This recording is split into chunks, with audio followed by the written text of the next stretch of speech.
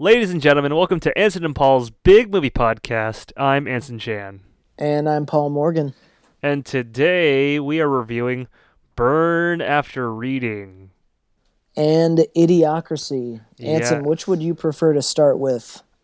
I would like to start with Idiocracy, if that's possible. All right. Do you want to tell us what Idiocracy is all about? Sure. Idiocracy, a movie made in 2006, directed and written by Mike Judge, is about two people, a man and a woman, who are superbly average, who get sent into the future via cryogenic freezing to a point where humankind has devolved so much because of their, I guess the beginning sums it up very well, where the smart people aren't breeding and dumb people are constantly inbreeding and having sex and like having oopsie babies. So like for every 0 children there are for smart people, there's like 1 million dumb children by one guy kind of thing. Yeah.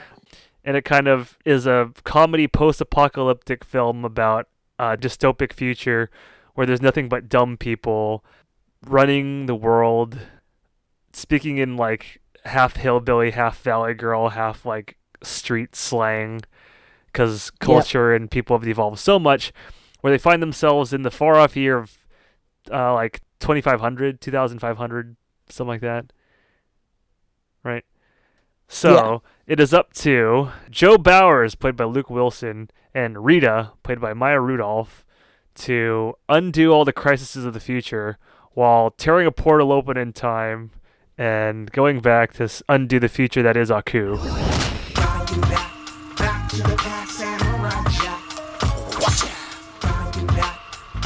Oh, it's also starred by Terry Crews. And Dax Shepard. Dax Shepard. Where would I know him from? He looks familiar. He's been in a lot of stuff. He had a big stint of movies in the early 2000s, a lot of which starred him opposite Dane Cook, like kind of like romantic comedy type stuff, but like more for the guys type romantic comedies. I see. I actually don't know him from very much. Oh, really? Yeah, he was popular for a while, and he's kind of coming back right now, actually. Yeah, I'm looking at his movie history. I don't think I've seen any of his movies. Oh, no way. Okay, well then that's cool. Yeah. So, Anson, what about this movie worked for you? And also, have you seen this movie before this podcast? I have never seen this movie. Okay, so what worked for you in this movie? I liked the beginning military debriefing quite a bit. I liked the head scientist / army chief of the base, his whole getting in league with the pimp in order to get Rita, the hooker, into this project in like his like stupid slideshow bit where the joke was, you can see it coming from a mile away, but the visual comedy of just seeing the slideshow of like him getting more and more drunk and involved with like the pimp life was really funny. I like when he endearingly refers to them before they go under the the cryogenic chamber thing, like, all right, my niggas, like this really stiff like iron pressed military guy, just totally out of his element, trying to adopt the street slang. Was really funny. Yeah, I think a lot of the gems for me were in the beginning. When Luke Wilson's character first wakes up and is kind of like discovering his surroundings, it's a tale as old as time. It's very much like Futurama, but in reverse, where Fry the dumb guy is in the future. This is dumb or regular guy in the dumb future. Yeah, and like in Futurama, Fry is like a dumbass compared to other people, but in this one, he's like a fucking genius. Yeah, because he's like the hospital reception staff. I thought was really funny, where like they just have like buttons, different like buttons to like if they come in with a problem. And like he keeps describing multiple symptoms, so the hand just keeps moving and doesn't know where to stop. And he's like, I don't know where I am. Then he just goes to the one with the question marks over the head.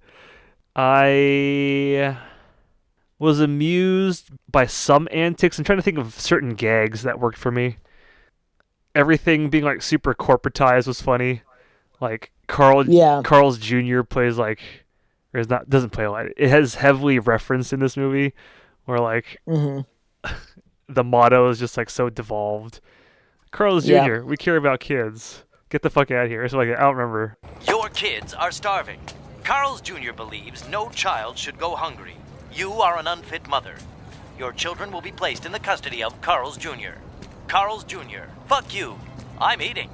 Yeah. And then there's like Fuddruckers turns into butt fuckers over the course of like 25 years. Yeah. The joke about, like, I could really use a Starbucks right now, like, which really played no role other than, like, a Simpsons sideboard gag, which is like, oh, if you want a hand job, like, we don't have time for that. Something like that is what. Oh, that's right. I forgot about that. Yeah. Yeah, Frito says that, and then they just kind of look at each other like, what the fuck? Until they're in Costco, the massive state-sized, like an entire state or city-sized Costco, and they like walk by a Starbucks, which says like hand job or a latte for 25 or like for $500. A latte with like special ending is like, I don't know, $1,000, and like a Yeah. latte full works is like something like that. I thought that was kind of funny. Yeah. I thought Terry Crews was amusing. I think he actually President Camacho. President Camacho. I think he underplayed it. I think he could have gone way more wild in this role. It had a lot of He room. definitely could have. Yeah, because he was trying to play up like I'm a pro wrestler type of person in that, Yeah. and he didn't really command the charisma that I thought someone in his role should. Sure. I almost have the impression that I felt like he didn't know what the fuck to say, because I think maybe his lines were improv'd. Yeah, and he definitely has much less of an improv background than a lot of actors who do the same kind of comedy that he does. Yeah, and when he's playing off of someone who's supposed to be really straight, like Luke Wilson, who was like played way more reserved and like befuddled, and like that is not like a transaction of energy that works if someone is playing off of you, especially in like pro wrestling, where like the testosterone and the machismo kind of create a feedback loop, right? And then with the crowd, everyone's cheering. Then like you can get even crazier and rowdier for someone like Terry Crews. In this case, he's hitting a wet blanket, and so he's not going to get anything to play off of, and I think that shows. But anyway, I still liked his performance. I just think it could have been done much better had he really brought the energy. Yeah, just bigger energy in general. Yeah. It's been a long time since I saw Maya Rudolph as a young person. Mm-hmm. She has aged terribly. It's been like, what, 12 years since, everything to do with like the Happy Madison productions and like the Grown Ups 4 or 5 or whatever we're on now. She looks kind of like she's in her 50s and like had 5 kids kind of nowadays. But back then, she has had a lot of kids, and she is really? older now. Yeah. So you know who she's married to, right? Not a clue. Paul Thomas Anderson. Really? Yep. Oh, wow. I didn't know that. Yep. Well, she looked very young and buxomous in this movie. It was a little weird because I thought I recognized her, and then it took me a while to like, oh yeah, she's in all the crap movies now. So that was interesting. I don't know. That's about it for what worked for me. I guess like the portrayal of the dystopia in the future was kind of interesting, with like the mountains of garbage everywhere, all the WALL-E, and like buildings taped together because no one can like build them anymore. There was some good tongue-in-cheek humor in this. Mm-hmm. What worked for you, Paul?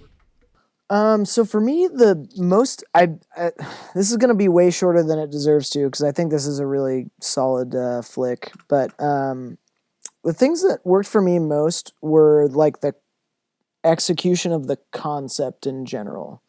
So like you said, the opening with the briefing and stuff like that, and then like the hospital and the like pick a button and stuff like that. And then that bleeds into even like when Maya Rudolph and Luke Wilson are interrupting Dax Shepard watching TV. The way that they had the TV setup really worked for me, like the ow my balls, and then like the monster trucks and like all this like just worthless crap, which are kind of like shades of the stuff that people already enjoy today, kind of stuff, you know, Yeah. like just heightened, more ridiculous versions of them. Can I interject really quick? Yeah, of course. So, I don't know if you've seen a lot of Chinese TV or how often you go to like, I guess it's more common in New York because we have like, Chinatowns, like legit Chinatowns. Yeah. And there is like a Chinese show that is all YouTube clips of like people getting hurt and like prank shows. Like just it's basically just a compilation of all these YouTube clips. That is basically what that guy was watching. Not just Ow My Balls, but it is just basically Ow My Balls. Yeah, it reminded me of like if Tosh.0 was allowed to go like 100 more years and had just kind of like devolved with the intelligence of the country over the course of time. Yeah. I really appreciated that because, like, not to sound like a douche, and I know this is not the most popular opinion, but like I like Tosh.0 in its current iteration because the person hosting it and the people writing it are like a million times smarter than the people they're interviewing or the clips they show. But it's like if that was taken to a ridiculous degree where it's like everyone's just a fucking idiot, you know, I really appreciated the way they showed television and like media and stuff like that. Yeah, it was a little prophetic, I'd say. I would agree. It's very prophetic. I liked Terry Crews's character a lot. I've seen this movie a lot of times. I never had the concerns you had about maybe he was holding back a little bit. I see where you're coming from, but I think that his character is definitely one of my favorite in recent film history. Really? Yeah, I don't know. It just kind of, he reminds me a lot of, like I said, just kind of heightened versions of some of the ridiculousness we have experienced in the last 15, 20 years.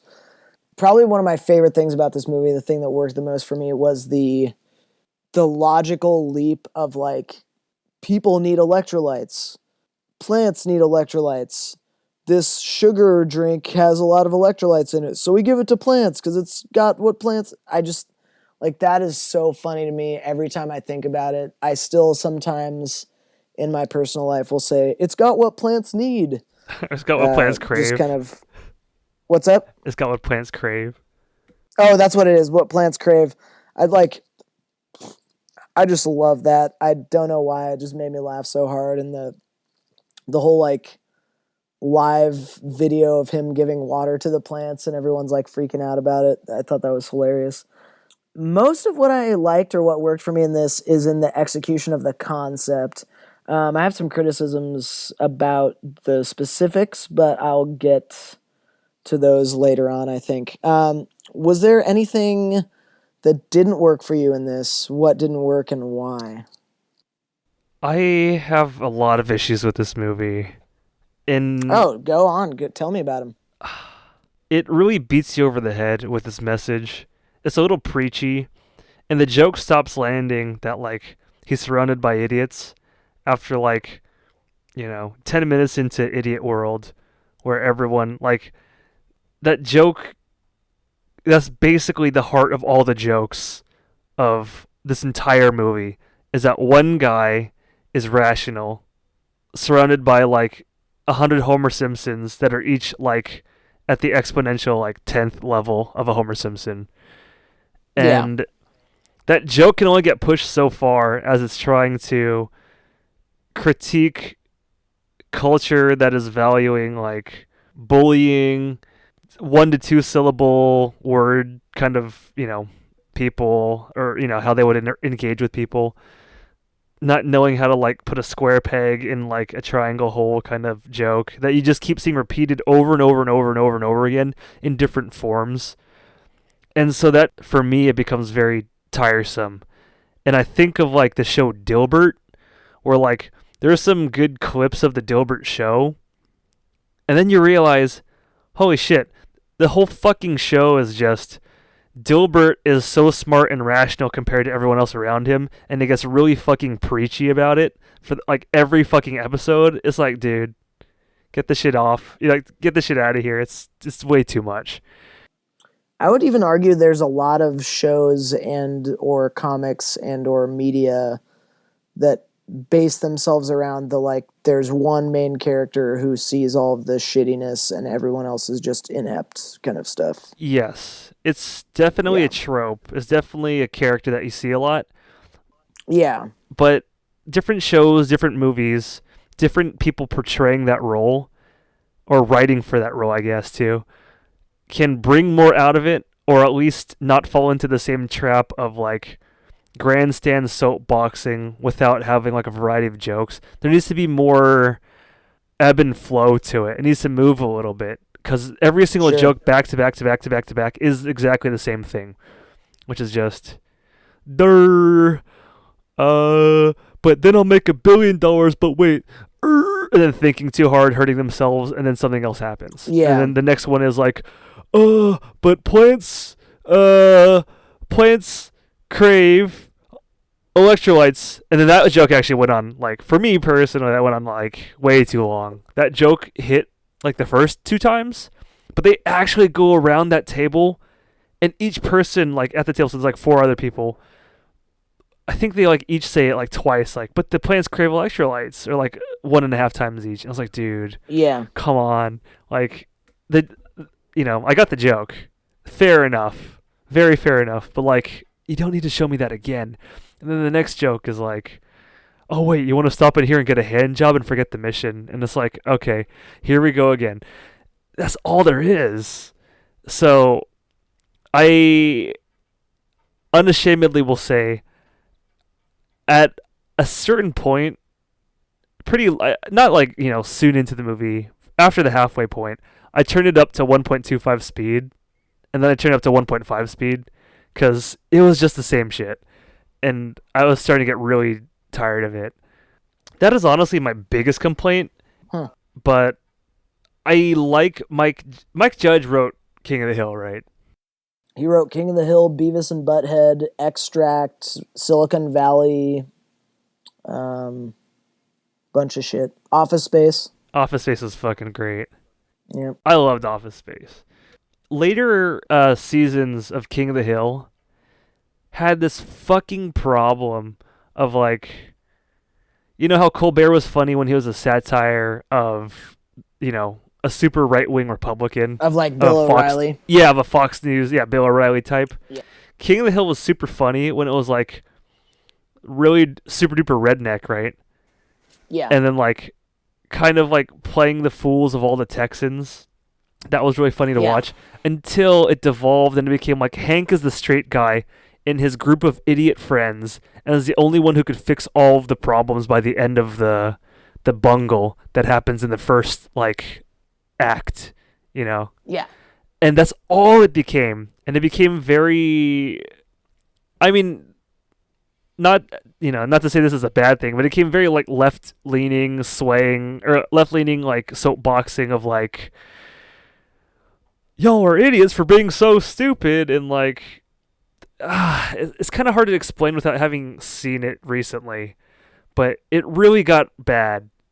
And I feel like this is around the same time that King of the Hill was kind of going down the tubes. I'm not sure if it was actually in its final iterations at that point. I can check right now. Sure. But if that is true, then that makes a lot of sense as to how those two things translate. So I see that same, don't you all see, this is so bad, you guys, like, joke telling that happened in King of the Hill, Yeah. as it happens in this movie. And I'm trying to see when this show ended. King of the Hill ran from 2010. Okay, so was that a syndication? Or there's stuff, it was canceled. So 6 years on, he comes out with this. That makes perfect sense. It's the logical leap from that. He also had a show in between where it was trying to make fun of, like, hippies and their really left culture. But it was also that really stupid, tired formula. And he kind of really lost his touch. And as that goes into this movie, I totally see it. So I'm going to ask you again, because that's basically all my criticisms. You love this movie, right? Oh, yeah. Walk me through it, or take me through how you feel when watching this movie, because I got so I was done with it. Not like I'm gonna turn off or walk away from it. I still watched it. Well, I think the difference between your experience with this movie and my experience with this movie comes down to the subtlety. And Subtlety? unfortunately, because this is kind of a spur of the moment question you asked me, I don't have a lot of examples of this. Sure. But in my opinion, the way that the joke started weighing on you, sort of like midway through the movie, Yes. like after that, it's just plot with the tropes of the world inserted wherever they can. So it's like after a certain point, I stop paying as much attention to the joke and realize, oh, now there's actual conflict that has to be solved within the parameters of this fucked up world they created. So because of that, I stopped paying attention to the overplayed joke and look for little kind of nods to the audience, you know, part of the way through the movie, if that makes sense. I don't know if that is clear enough, but like, yeah, they're stupid, but like after the fourth or fifth person they encounter that's like borderline inept, mentally challenged, sort of stupid, I get, oh, everyone's going to be like this, so they pay attention to other stuff. Because I don't expect that to be the only joke in there. So, you know, little jokes about the way in which that stupidity manifests itself in terms of like societal attitudes and, you know, groupthink and stuff like that, those become funnier to me even though they're never explicitly stated and even though I never laugh out loud at them than the, oh, this guy's a fucking idiot stuff is. Does that make sense? Yeah, it does.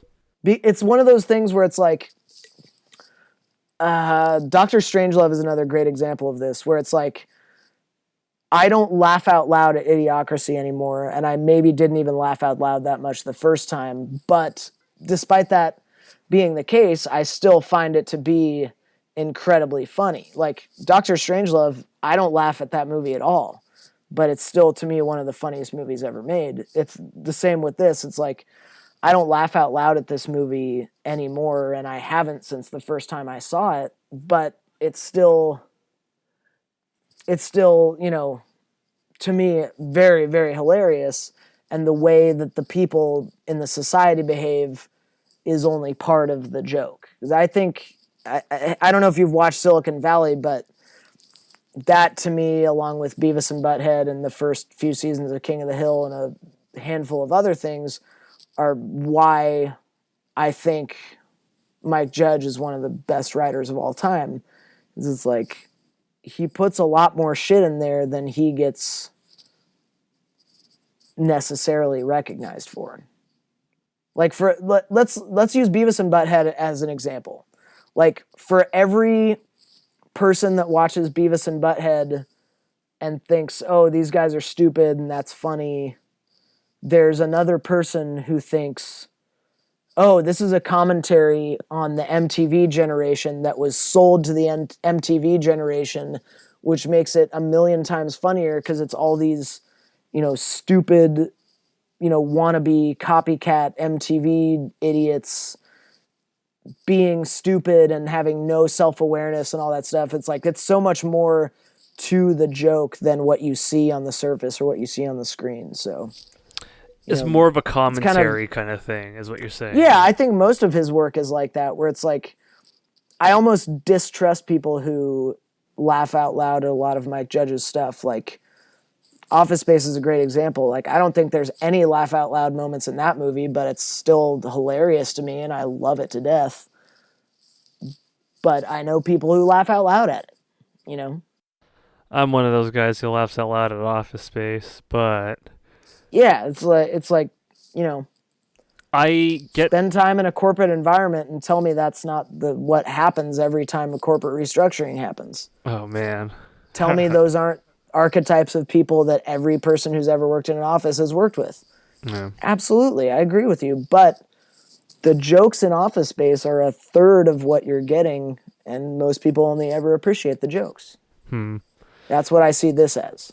I can totally understand what you're saying. That it's played up for a social commentary, and you appreciate that. My problem with that is, I see that and I understand that because he fucking takes the camera and basically turns it at himself and looks right into it and says, "Don't you see?" Like it could not be any more on the nose. There's actually no room for nuance in this, really. But what you think might be on the nose is something that, your average viewer is not going to get their first couple times seeing this movie, I think. I don't know. I mean, like, I know what you mean by that, and You need to give yourself more credit for being an intelligent viewer, I think. For the last time, I'm pretty sure what's killing the crops is this Brondo stuff. The Brondo's got what plants crave. It's got electrolytes. So wait a minute. What you're saying is that you want us to put water on the crops. Yes. Water. Like out the toilet? Well, I mean, it doesn't have to be out of the toilet, but yeah, that's the idea. But Brondo's got what plants crave. It's got electrolytes. Okay, look. The plants aren't growing, so I'm pretty sure that the Brondo's not working. Now, I'm no botanist, but I do know that if you put water on plants, they grow. Well, I've never seen no plants grow out of no toilet. Hey, that's good. You sure you ain't the smartest guy in the world? Yeah. So let's go back. Okay, look, you want to solve this problem. I want to get my pardon, so why don't we just try it, okay? And not worry about what plants crave. Brondo's got what plants crave. Yeah, it's got electrolytes. What are electrolytes? Do you even know? It's what they used to make Brondo. Yeah, but why did they use them to make Brondo? Because Brondo's got electrolytes. How did the world ever get like this? I think you're downplaying your level of intelligence and you're downplaying your ability to read into a movie because it serves the narrative you're saying, which is all very valid points, which are basically that like the joke wears thin. But I think there are enough people who are not intelligent viewers who maybe the joke doesn't wear thin the entire time, but that's also all they pick up from it. You think Einstein walked around thinking everyone was a bunch of dumb shits? Yeah, hadn't thought of that.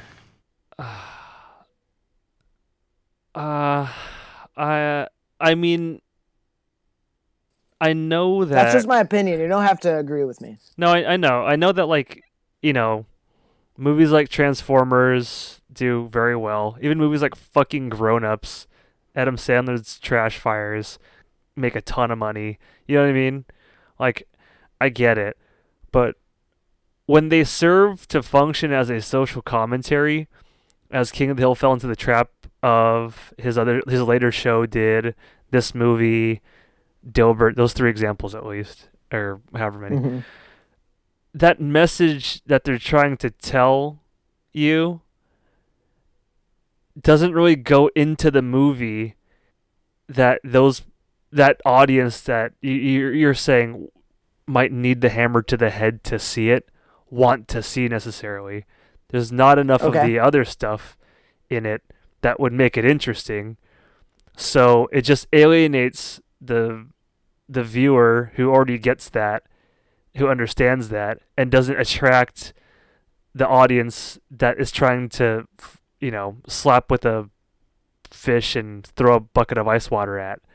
So I see the misfire there because the shows don't fly, the ratings are poor, and this movie, I'm not sure if it did well or not, but I don't know if this was... It actually didn't get released in the theaters except for I think it went into 20 theaters. Oh, no. Whereas a normal wide release is 5,000 theaters. Oh, man. It made less than $500,000 in the theater. How much was the budget? I don't know. They stopped putting that on IMDb, and it's their premium shit now. That's too bad. Oh, well, you can go to Box Office Mojo. They all have it, yeah. But that's too bad. I mean, it's what happens, though. It doesn't have a budget on Box Office Mojo. I mean... This is certainly better than American Psycho 2. The budget was $4 million. Oh my god! That's pretty low. But they only made $500,000 and they spent $4 million on it? Keep in mind, this came out on DVD during a time where DVD sales could make or break a movie, and it's been a cult classic since it showed up. So it could have potentially made its money back. That's a lot of DVDs, man. That's like truckloads and freight ships loads of DVD sales. Yeah, that's 2 million people buying a DVD, and we live in a country of 300 million, and this is considered a cult classic. So I don't know. I'm not saying it definitely did. I'm just saying it's not out of the realm of possibility. To give you perspective, that's 2 million people buying the DVD if the DVD costs $2. okay. The DVD costs $25 to $30. So probably even fewer people than that needed to buy it for it to make its money back. Let's say at $10. So they need like how many people at $10? They're short 3,500,000. They need at $10 a piece for DVDs. At the most the budget could have been, which is $4 million, they needed 400,000 people to buy the DVD, which is not even close to being unheard of. Okay. That makes way more sense because you said 2 million people buying that fucking DVD. Well, I was like, that math is a little weird. That's if the DVD cost $2. Okay. You know. Because I was going to give you perspective of the $1 million mark that you were trying to say. Nintendo has only sold, well, I mean, this is still a good number. They've sold 1.1 million copies of Mario Odyssey. And that's a very popular game that's like, one of the best, hottest games on the Switch. I haven't played it. Or I've played it with but that's a Switch. That's a console that very few people have compared to the people who have Xbox, PC, and PS4. But I see what you're saying. Yeah, 400,000 is a lot more reasonable. But what didn't work for you, Paul? Sorry, I cut you off. I didn't have nearly the problems you had, but I will say the biggest thing for me, and this is kind of, I don't think this is really avoidable, is the fact that this movie is shot and edited like a comedy. I mean, we watched, what was that horribly disgusting movie we watched about the stand-up comic? Oh, Dark Backwards. That was the inspiration for seeing this movie, actually. Yeah, Dark Backwards. I almost feel like this movie would have been better if it was shot and edited the way Dark Backwards was. Mm-hmm. I don't mean like the super annoyingly wide-angle bullshit that they did through half of Dark Backwards, but I mean like shoot it with low light and, have people be living in borderline squalor and, like be eating like week-old chicken because they don't understand that it's not as good for you as the regular chicken. I almost would have liked that sort of commitment to the world, so to speak. They were going for like a Total Recall feel. Yeah, exactly. I feel like just a darker tone and a, maybe, slightly better actors with a couple exceptions would have made it so that they didn't have to hammer the joke of the stupid people home as much, if that makes sense. Other than that, I would say, most of this works for me. And I think, if you scale it down, we're experiencing a low-grade version of this movie in certain aspects. I feel like, argumentative and political subtlety is going the way of the dodo, and everyone's kind of becoming less sophisticated in terms of tastes and stuff like that. But I mean, other than that, I still like this movie. I really got to send you that. I don't think there's. I really got to send you that wisecrack video about how they describe or how they explain current politics with wrestling. Because President Camacho. Yeah, I looked for it on YouTube and I could not find it. So if you find it, please text it to me or Discord it to me whenever you want to. Yeah. Would you recommend this movie to other people? No, I can give this a solid no. I can't put my seal of approval on it. Too long, jokes are too drawn out. This is just like a very poorly done WALL-E. WALL-E had almost the same message, but done for a lot better laughs and charm and humor. Sure. Wouldn't you agree with like? I mean, maybe this is the primordial WALL-E, with like the trash mountains, the trash avalanche, the world where nothing grows. Yeah. People are so stupid and stuck inside, like watching TV. This is like WALL-E. I I would put this and Wall-E and The Dark Backward in pretty similar camp, honestly. I would remove Dark Backwards. That's like something else. Different views of a similar future, honestly. That's what I see them all as. I feel like Dark Backwards is almost like an alternate past that would have to take place in the future with all of the trash everywhere. But like the technology they use, the style of clothes they wear is very much like the 50s. Yeah. Or like something like that. But yeah. I understand what you mean. The dystopian comedy genre, if you will. Yeah. Yeah. Would you recommend this movie? I have recommended it to great success, and I will continue to. Excellent. I think for me the bad parts are overshadowed by the quality of the good and the depth of the good. So with that, let's move on to Burn After Reading. Sure. Paul, Burn why don't you After take it away? Reading Burn After Reading is a 2008 movie written, produced, and directed by Joel and Ethan Coen, the famous Coen brothers. It stars, not in any particular order, George Clooney, Frances McDormand, John Malkovich, Tilda Swinton, Richard Jenkins, and Brad Pitt. It centers upon a CIA agent who gets let go and is, unbeknownst to him, experiencing the first sort of waves of legal action that will eventually lead to his divorce. But it is a story about several people, all of whom have deep-seated either relationship or societal issues, all living in Washington, D.C., all intersecting with each other's lives, and all surprisingly inept at their jobs. Would you want to start out with what about this movie worked for you? And maybe, since I believe this is also your first time seeing this movie, a general impression of the movie as a whole. Sure. And also, I can't find the video either. They took it down. Okay. WWE, they take down everything that's like not tied down. Yeah, they have a big copyright presence online. Yeah, so you're going to have to either search the dark web for it or it's just gone. That's too bad. Yeah, I'll figure something out. Yeah. The first time I watched this movie was in high school. And okay. I was not amused. I was very like, get on with it. Like, where is this going? Until the part where Brad Pitt gets killed. And then I just started, I belly laughed. Or as they say in Hatefully, I horse laughed. I went, bah! Yeah. I was not prepared for that. And then I realized then, oh, this is a joke. This is all comedy. Like, these are all buffoons, rather than trying to take it seriously as like some weird spy espionage-esque movie with all these different intrigues. It's a joke on that, actually. What it is an excellent parody on that formula of like the McCarthy level paranoia working in DC, people tailing you, following you, the breakdown of the family, and all these other things that come along with it.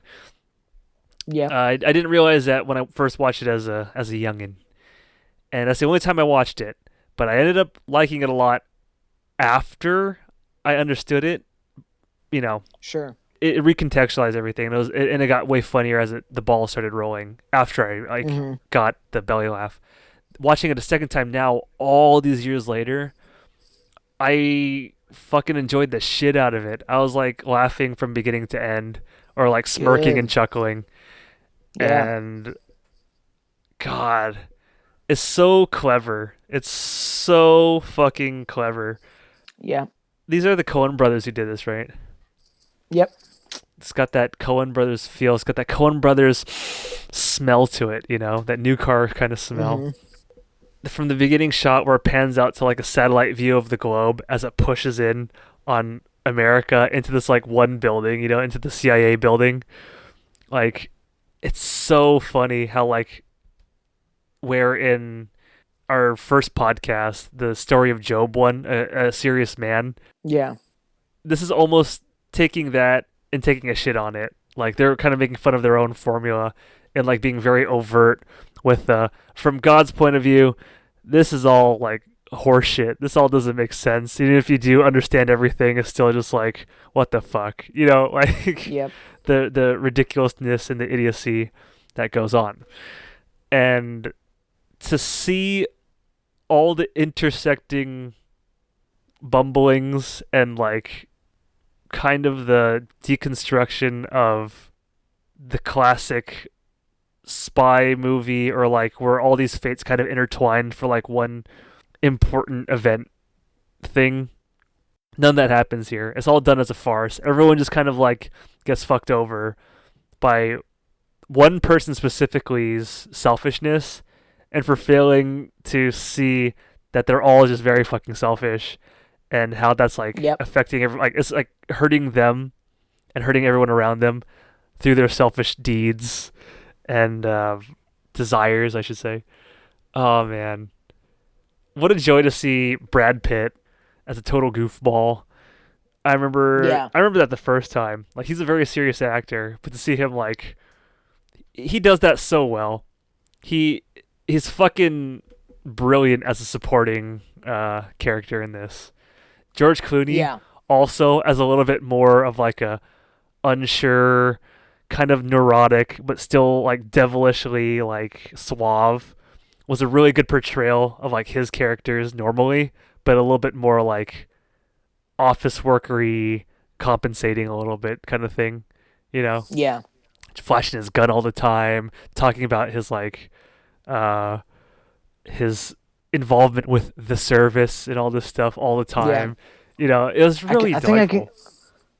He's been in the service for 18 years, never discharged my firearm. Yeah. That's like such a great, like, what's the word? That's such a great, like, setup for him killing Brad Pitt. Oh, yeah. Because he mentions it like 5 times before he kills him. Yeah. And then the one time he pulls it out, he kills someone who was not following him, was not, you know.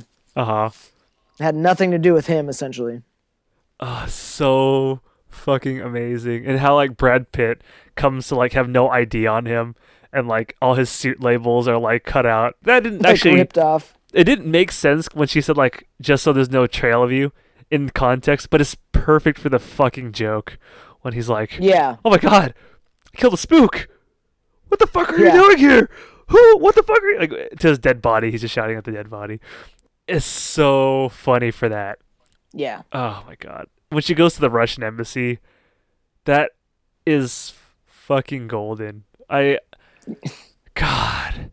The visual comedy in the Russian embassy is just so excellent. Or like the really long, awkward, like, what the hell kind of like reactions from the Russian embassy people, and how like they eventually like, I got this data on this CD, slides it over like all dramatically, as you think a spy movie would portray it, right? And then he kind of looks at it, holds it, goes away, and you can tell they're like waiting in there for a long time. He comes back and like brings him down to the dungeon, into the room where the secret guy is working, with the picture of Vladimir Putin over his fucking shoulder, is looking down at him as he's looking down at the CD. That was so fucking amazing. I laughed. Oh god. Coens are so good at their use of the camera. Oh yeah. Between like them opening the door in Hard Bodies, the gym, and then they just hear like the blasting like like gym music outside. To just like reinforce the ridiculousness of like their like serious, pathetic, you know, problems in their life. To, oh yeah, we're kind of in like this really ridiculous place. As they open the glass doors and close it again, it's like as he's talking to the Russians, fucking outstanding. Yeah. How the tables get turned on George Clooney, I thought was excellent. I really enjoyed that. There's something very gratifying in this movie, although like nothing in this movie is supposed to be, because everything just kind of like falls apart. Mm-hmm. Seeing it all done so poorly and done with so many people outside of this weird cacophony of like this train wreck, or this 8-car pileup rather. This 8-car pileup. It's like, what the fuck? What the fuck is happening? Like the head of the CIA or whatever, who the guy's reporting to, is kind of like telling them bits and pieces of the story as like an outsider would see it with very limited information. And they seem at the CIA very confused about it themselves too. yeah, and even like, oh god, the way they handle it too. Like, no, just fucking burn the body.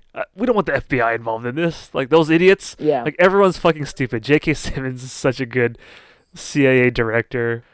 Everything in this is just so fucking hilarious. Yeah. Tilda Swinton, man. And I thought about this constantly while watching this. To see her go from, we need to talk about Kevin, which is something we still need to talk about in terms of She's me a gushing versatile over it. actor, dude. She's great. But that character of like powerful woman, domineering lady, and then also like totally crushed. We need to talk about Kevin, Tilda Swinton. I love that. It's like, oh god, there's a very similar feeling in the role that she plays in that, in like the matriarch kind of character. Yeah. But just done totally differently. And it's like I kind of like, not really butterflies, but I got like excited seeing that, you know, like being able to compare the two so directly. That was really nice for me. The guy who plays Osborne Cox, Oh, John Malkovich. that he is so funny in this. He's just like, his energy level of just like always pissy and thinks he's smarter than everybody. Yeah. Oh god. The way they show like physicality and like the masculine identity with like the gym people, and how like it shows him in his boat doing like step aerobics, like, yeah, I'm a fucking badass, like at the same time, is just so funny. I'm fucking back. Yeah. Just to watch their like the futility of it all is just really funny. Yeah. Especially like the scene right after where he's walking off the boat and he just looks like absolute dog shit. Yeah. And you're like, oh, this is a guy who's like done with his development as a person. He's at the Who bottom. like gave up a long time ago, and this is just a futile effort to get back on the horse for 5 more seconds. Yeah. And I like how it starts off the movie. I guess I'll spoil it. I don't think it's not plot and heavy or anything. He gets fired under the excuse that he has he has a drinking problem. Yeah. And like, you never see that on the job. You don't even know how that would translate to it being on the job. But you see him constantly drinking in his times of trouble. Like every fucking scene he's in, he's like having a drink, or he's making a drink, or he does something and then he needs to go make a drink. Yep. And that still doesn't really translate to, you know, him having a drinking problem in how it would affect his career. It's probably just because he's an asshole, but it's still funny, right? That they show that for laughs. I love the way that they're all like kind of like, the CIA guy says like, well, we don't know what the fuck is going on, but it seems like they're all sleeping with each other. Like how they're all sleeping around and they're trying to like find that next best thing. Tilda Swinton, George Clooney, Osborne Cox. Oh, God, what's her name? Frances McDormand. Is that who it is? The one who plays the gym lady? Yeah.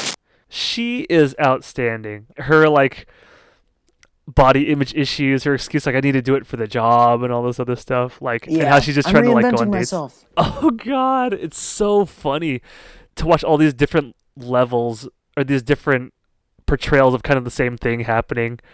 Oh god, it's so funny to watch her just fail utterly and like get so disappointed with like her dates and like everyone's motivation just seems so trivial, where is dumbed down, especially with her dumb character and the people around her.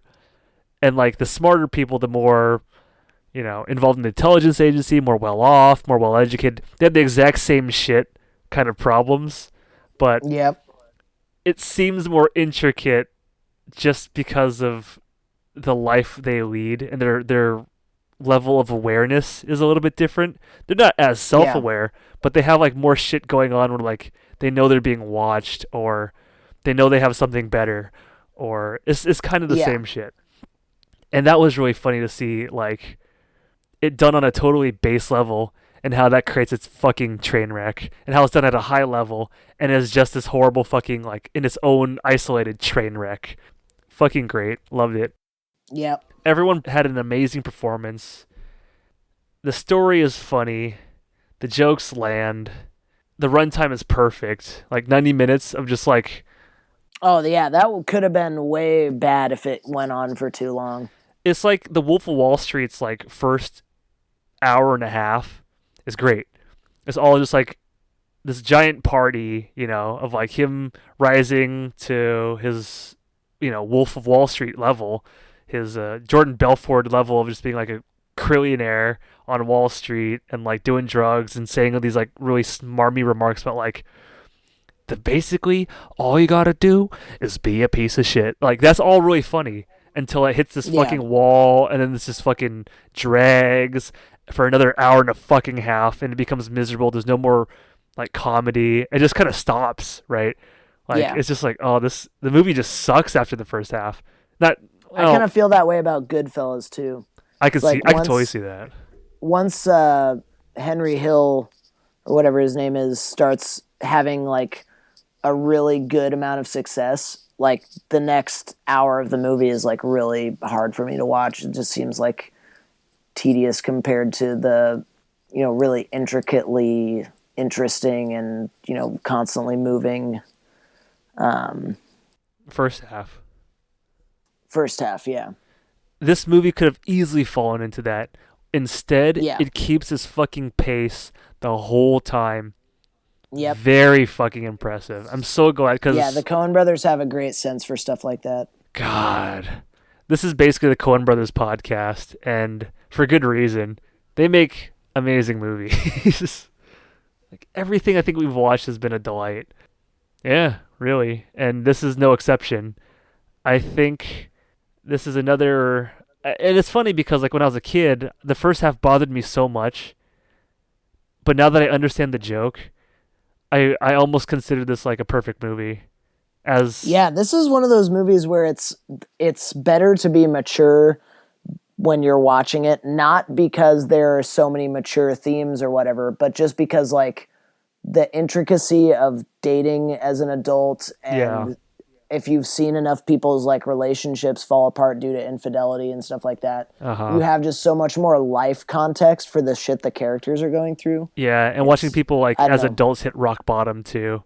Yeah, especially like people pretending to be way better off than they are, like people compensating for their, shortcomings in real life.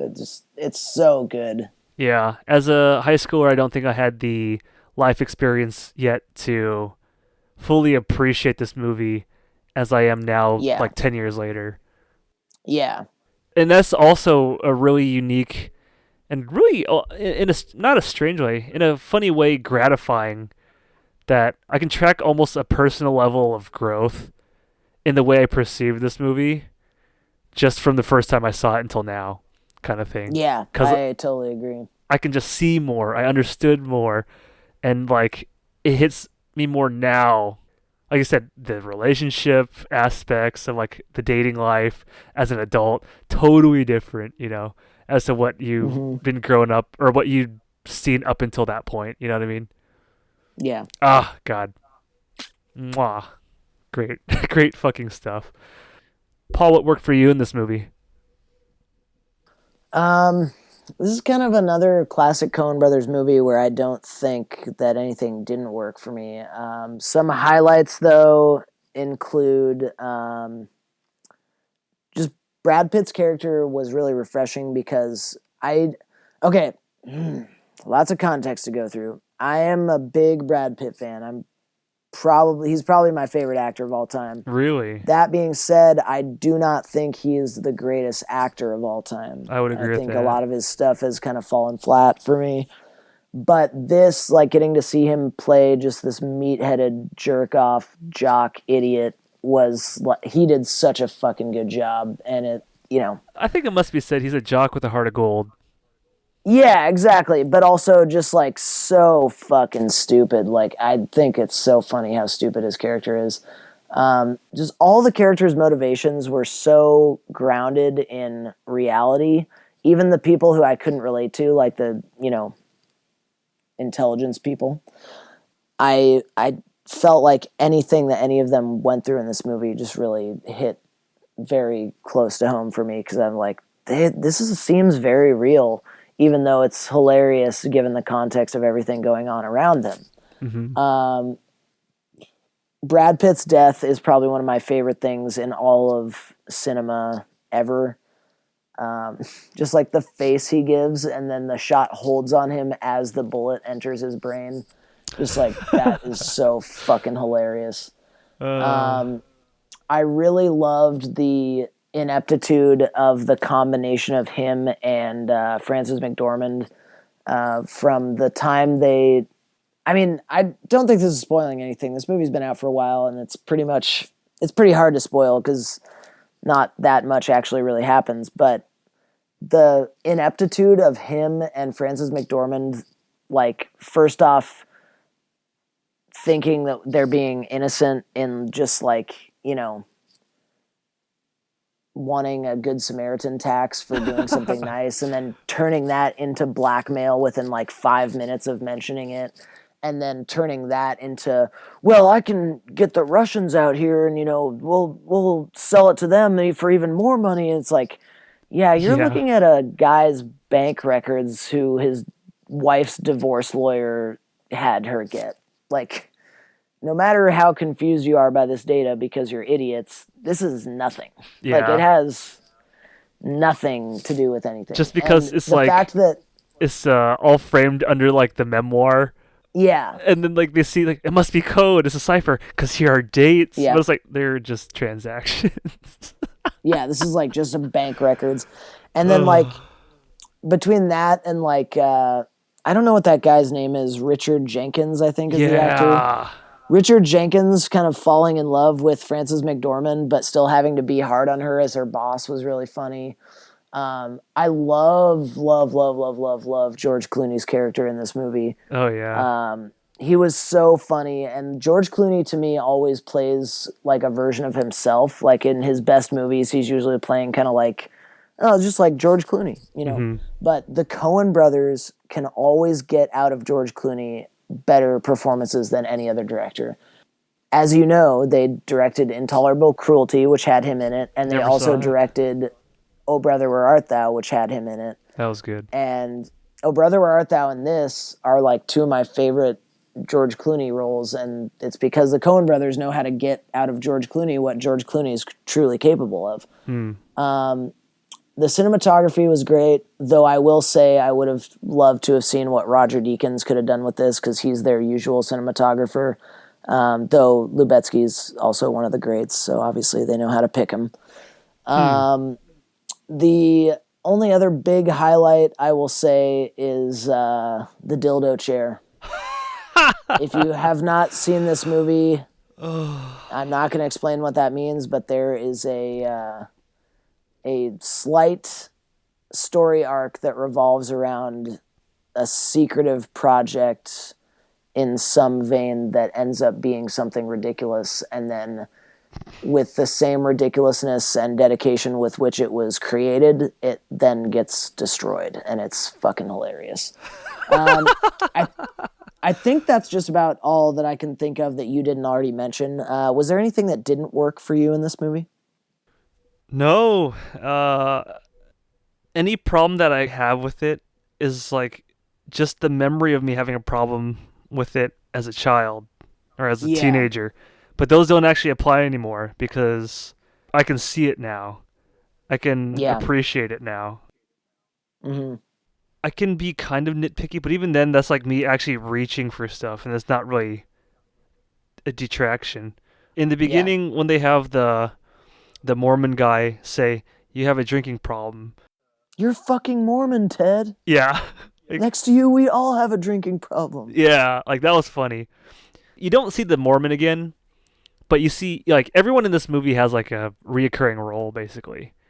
The Mormon guy is the one-off who was there for a joke. And that's the only thing I can think of that, like, potentially could have been woven in a little bit, like, funnier. But then it might have had a little bit more of, like, a this feels too designed kind of thing. Even though it feels really good how, like, Crash. Have you seen the movie Crash? Where, like, all these people's lives come together in, like, a racist act or, like, as a result of some sort of, like, violent action that was taken upon them or... This has the same kind of Crash vibe, and he's Except the one it's better. standout. Yeah, oh yeah, totally. He's the one standout who's kind of like, he doesn't really fit into all this, you know. Yeah. But that's it. That's like, Damn. that's me really putting on my picky hat, which I dust off quite frequently. And that's it. Sure. How about you, man? What didn't work for you, if anything? I mean, much like the Memories of Murder, I have barely anything bad to say about this movie. Like, I really feel like they did everything excellently, and one thing I forgot to mention during the things I liked section was how good they did the everyone is paranoid about people watching them all the time type stuff. Yeah. But yeah, I can't think of like a reasonable criticism of this movie. I will say I also saw it when I was younger, and I'm not sure I got a lot of the humor like you said you didn't. And so the only thing that stood out to me back then was Brad Pitt dying. But like now as an adult, I have a little bit more context for a lot of the stuff these people are going through, and I have friends going through similar shit and stuff. And it's like, man, this is just a really fantastically put together movie. So unfortunately, I have very little to criticize, if anything at all. It's funny when you think of like, or rather, it's funny when you said everyone's kind of paranoid about people watching them in this movie. And then Brad Pitt, he knows, like, he's seeing exactly what we see, but he is too dense to understand, like, people are watching them, people are following them, people are watching him as he's watching them. And he's seeing all this, and we're seeing it through his eyes. And then he just is like, I don't know, just his little dance. You know, it's like, it's so funny, dude. So great. Yeah, he's an excellent fool in this movie. Oh, yeah, an excellent idiot. Would you recommend this movie to people? / have you? I've actually probably recommended this movie less than a handful of times.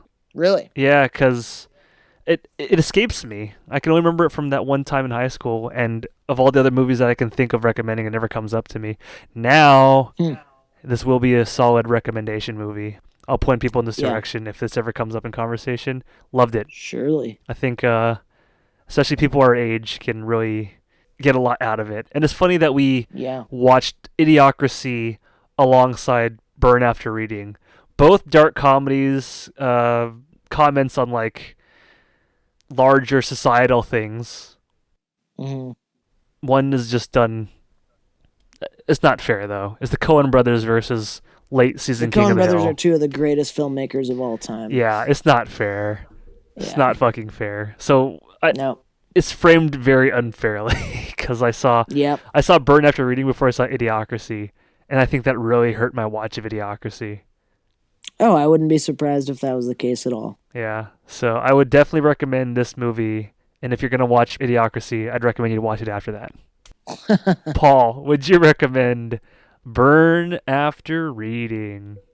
I have recommended it, and I will continue to. Just a well-made, underappreciated movie.